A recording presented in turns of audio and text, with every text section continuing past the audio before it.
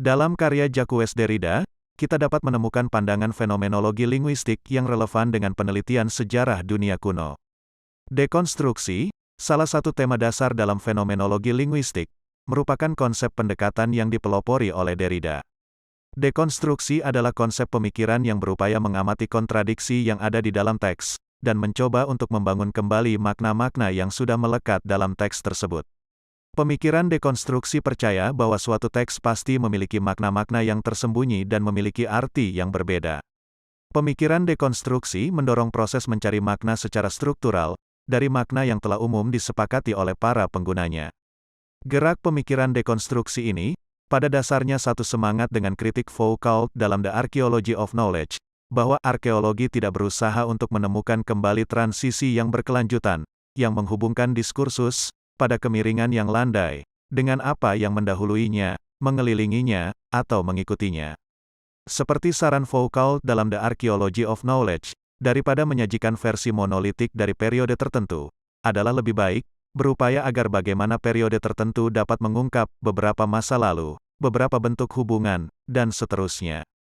Jadi, di titik mana, pada literatur yang kita miliki hari ini, kita mencari kemiringan yang landai, di mana kita dapat menghubungkan diskursus diaspora Yaman hari ini dengan periode dunia kuno? Jawabannya adalah pada titik, istilah dan makna. Kita dapat memulai analisa istilah dan makna pada sebutan Yaman itu sendiri.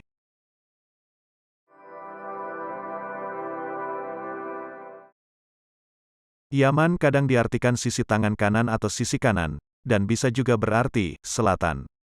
Makna sisi kanan untuk nama Yaman mengacu pada situasi ketika orang menghadap ke timur, sisi kanan sama dengan selatan, dan sisi kiri sama dengan utara. Istilah sisi kanan ini terkait dengan praktik kepercayaan kosmologi orang-orang di barat pada masa kuno, yang mengatur hal tertentu agar menghadap ke timur. Kebiasaan ini masih bisa kita temukan hingga masa sekarang, yaitu pada nisan pekuburan orang-orang di Eropa, yang umumnya menghadap ke timur. Praktik menghadapkan pekuburan, atau apapun hal yang dianggap sakral, ke arah timur, dapat ditelusuri kembali ke Mesir dan Yunani kuno. Ini menunjukkan bahwa praktik ini telah berlangsung sangat lama. Tidak mengherankan, jika kemudian dalam rumpun bahasa Indo-Eropa, ada kata Orient atau orientation, yang berarti, mengatur sesuatu agar menghadap ke timur. Dalam bahasa Indonesia, kita juga memiliki kata yang sejenis dengan kata Orient dalam bahasa Indo-Eropa, yaitu kata utarakan atau mengutarakan, yang berasal dari akar kata, utara. Tapi makna kata ini tidak seperti kata Orient di barat. Kita dapat mengetahui makna kata mengutarakan dengan mengamati makna bentuk sinonimnya, yaitu, menyatakan, mengungkapkan, dan menerangkan. Menyatakan berarti, membuat sesuatu menjadi nyata, dari yang sebelumnya tidak nyata, semu, atau maya. Jadi, kontradiksi dari utara yaitu selatan, dianggap sebagai sisi yang tidak nyata, semu, atau maya. Mengungkapkan berarti, membuka sesuatu yang sebelumnya tertutup atau terselubung. Makna kontradiksi yang ingin dibangun, adalah bahwa selatan sebagai sisi yang tertutup, terselubung atau tidak diketahui. Menerangkan berarti, membuat sesuatu menjadi terang dari yang sebelumnya gelap. Makna kontradiksi yang ingin dibangun, adalah bahwa selatan sebagai sisi yang gelap. Demikianlah, dari pendekatan kontradiksi yang dianjurkan Derrida dalam konsep pemikiran dekonstruksi, kita mengetahui bahwa selatan, yang merupakan makna dari nama Yaman, pada masa lalu menyandang makna sebagai sisi dunia yang semu atau maya, terselubung, dan gelap.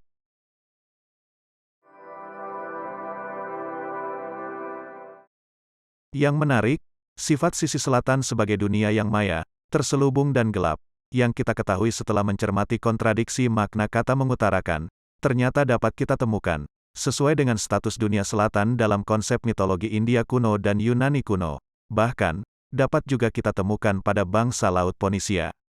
Dalam konsep Lokapala, mitologi India kuno, 4 wilayah menurut arah mata angin dikuasai dan dijaga oleh 4 figur dewa, yaitu, Indra sebagai dewa penjaga arah timur, Kubera sebagai dewa penjaga arah utara, Varuna sebagai dewa penjaga arah barat, dan Yama sebagai dewa penjaga arah selatan. Dapat kita lihat, nama dewa Yama sebagai penjaga arah selatan, sangat identik dengan nama Yaman yang berarti selatan. Keberadaan huruf N di akhir kata Yaman, dapat diduga membentuk makna, orang dalam bentuk jamak, atau bangsa. Ini persis sama dengan yang kita jumpai pada kata Indian, yang merujuk pada makna, bangsa India, ataupun Indonesian, yang berarti bangsa Indonesia. Jadi, Yaman pada hakikat berarti pengikut Yama, orang-orang Yama, atau bangsa Yama, yang berasal dari selatan. Dalam agama Hindu, Yama atau Yama Raja, juga dikenal sebagai penguasa alam kematian. Jadi, dalam pemahaman kosmologi India kuno, wilayah selatan juga memiliki predikat sebagai alam kematian. Yang menarik, status selatan ini juga direpresentasikan secara simbolis oleh Hijr Ismail di Ka'bah. Hijr Ismail adalah bangunan sederhana berbentuk setengah lingkaran di sisi barat Ka'bah. Tapi, bangunan yang sederhana ini sesungguhnya memiliki makna filosofis yang sangat dalam. Kata Hijr dalam bahasa Arab dan bahasa Urdu artinya, perpisahan, perbedaan, atau keberangkatan dari. Kata hijrah yang berarti migrasi atau berpindah, berasal dari kata Hijr ini. Dari memahami makna Hijr, dan dengan mencermati bangunan Hijr Ismail yang berbentuk setengah lingkaran, serta letaknya yang berada di sisi paling barat Ka'bah, maka, dapat diperkirakan jika makna filosofis Hijr Ismail adalah, tentang titik paling barat sebagai titik perpisahan antara sisi siang dengan sisi malam. Dalam hal ini, sisi siang adalah sisi terang atau sisi utara, sementara sisi malam adalah sisi gelap atau sisi selatan. Hal inilah yang dimaksudkan makna kata Hijr, perpisahan, yaitu perpisahan antara siang dan malam, perbedaan, yaitu perbedaan gelap dan terang, dan keberangkatan dari, yaitu keberangkatan dari sisi siang belahan bumi menuju sisi malam belahan bumi. Yang menarik, bentuk sinonim kata Hijr yaitu firak, mengandung makna, kecemasan, kesedihan, penyesalan. Saya melihat makna ini lebih mengarah kepada simbolisasi sisi barat, tempat tenggelamnya matahari, sebagai sisi akhir kehidupan. Bahwa orang yang mencapai titik ini akan dilanda rasa cemas, sedih dan penyesalan, karena sudah mendekati akhir hidupnya.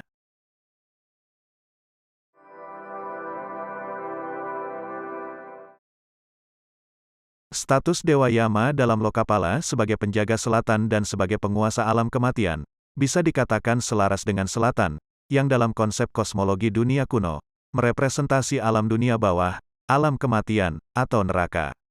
Beberapa sejarawan menganggap Yama terkait dengan sosok Melkar, sang dewa pelindung bangsa Ponisia. William F. Albright misalnya, menyarankan, Melkar adalah dewa dunia bawah. Di sisi lain, di Yunani, Melkar juga dianggap identik dengan Herakles, atau Hercules. Yang menjadi pertanyaan penting adalah, di manakah wilayah selatan yang dalam mitologi Hindu dianggap sebagai wilayah kekuasaan Dewa Yama? Atau, di manakah letak dunia bawah, yang menjadi wilayah kekuasaan Dewa Melkar dalam kepercayaan bangsa laut Ponisia? Tidakkah itu merujuk pada suatu wilayah geografis tertentu, sebagaimana Dewa Kubera yang menempati negeri Cina di utara, dan Dewa Varuna yang menempati barat yang kita kenal sebagai India pada hari ini? Barat atau Barata adalah nama asli India. Sementara itu, wilayah utara atau yang disebut Utara Kuru dalam mitologi Hindu, Buddha kuno, serta kosmologi Jain, sebagian kalangan menempatkan letak geografisnya di sekitar kawasan Asia Tengah, seperti Tarim Basin di Xinjiang, China. Bahkan, beberapa penulis menegaskan bahwa Utara Kuru adalah nama untuk wilayah luas, yang terletak di utara Himalaya dan membentang hingga lingkar Arktik. Dapat pula untuk menjadi pertimbangan bahwa kata udara dalam bahasa Indonesia, sebelum kita maknai sinonim dengan angkasa, pada masa lalu, sangat mungkin merujuk pada kata utara yang berarti wilayah atas. Demikianlah, jika wilayah barat merujuk pada benua India, Utara Kuru, atau wilayah utara, merujuk pada dataran Cina, Siberia, hingga sejauh lingkar Arktik, maka, Sundaland atau Nusantara tentulah merujuk pada wilayah selatan.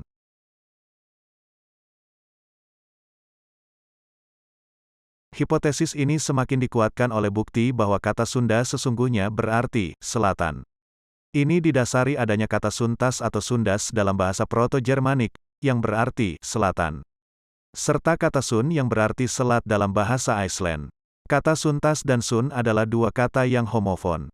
Makna keduanya pun sangat dekat jika diartikan ke dalam bahasa Indonesia, yakni selatan dan selat. Asumsi ini lebih dikuatkan lagi oleh tinjauan aspek historis tentang Nusantara di masa kuno, yaitu, ada banyak literatur yang mengatakan bahwa di masa lalu, pelaut-pelaut yang datang dari Nusantara disebut celets atau orang selat, oleh orang-orang di barat. Ini mengarah pada dugaan selanjutnya, bahwa kata selatan kemungkinan kita dapatkan dari kata selat. Dengan kata lain, kata selatan adalah kata selat yang mendapat akhiran an, yang dalam ilmu tata bahasa berfungsi membentuk makna lokasi atau tempat, dan juga makna gugusan atau kumpulan selat, mengingat di Nusantara ada banyak selat. Bisa dikatakan terbanyak di dunia. Bukti lain, bahwa Nusantara khususnya Pulau Jawa adalah wilayah selatan yang menjadi wilayah kekuasaan Yama atau Melkar, dapat kita temukan pada makna nama Candi Ratu Boko atau Candi Ratu Baka. Kita dapat meninjau bahwa kata Boko atau Baka adalah kata yang digunakan dalam frase alam baka, yang merujuk pada makna alam kematian. Di bagian awal saya sudah menyampaikan bahwa dalam mitologi, Yama atau Melkar adalah penguasa dunia bawah atau dunia kematian. Di sisi lain, ini sejalan dengan makna nama Hadramaut yang artinya, kematian pasti datang. Makna Hadramaut ini sangat identik dengan semboyan keagamaan bangsa Ponisia, yaitu bahwa kematian pasti datang dan akan ada kehidupan setelah kematian. Dalam legenda masyarakat setempat, yakni di sekitar Candi Ratu Boko, nama Candi Ratu Boko berasal dari nama Raja Boko yang berkuasa di wilayah itu pada masa lalu. Dalam bahasa Jawa, secara harfiah, Ratu Boko artinya Raja Bangau. Ini juga sangat terkait dengan fakta bahwa Melkar sangat dikaitkan dengan Ibiza, yaitu nama pulau di sebelah barat Laut Mediterania, yang di masa lalu, merupakan milik bangsa Ponisia di mana Melkar dipuja. Nama Ibiza, tentu saja mengingatkan kita dengan ibis yaitu burung sejenis bangau.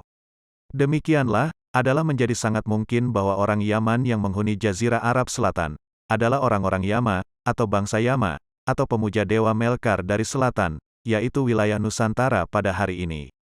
Mereka tidak lain adalah bangsa Ponisia, pemuja dewa Melkar. Mereka adalah para pelaut ulung yang menavigasi pelayaran perdagangan antar benua di masa kuno, yang kemudian membuat koloni di selatan Jazirah Arab. Dalam buku The Hadrami Awakening, Natalie Mobini Keseh mengatakan orang Hadrami dikenal sebagai orang Ponisia, yang senang berpetualang. Dengan demikian, saya lebih cenderung melihat orang-orang Hadramaut atau Yaman yang datang ke Nusantara, pada dasarnya, adalah keturunan pelaut kuno dari Nusantara yang pulang ke kampung halaman leluhur atau nenek moyangnya.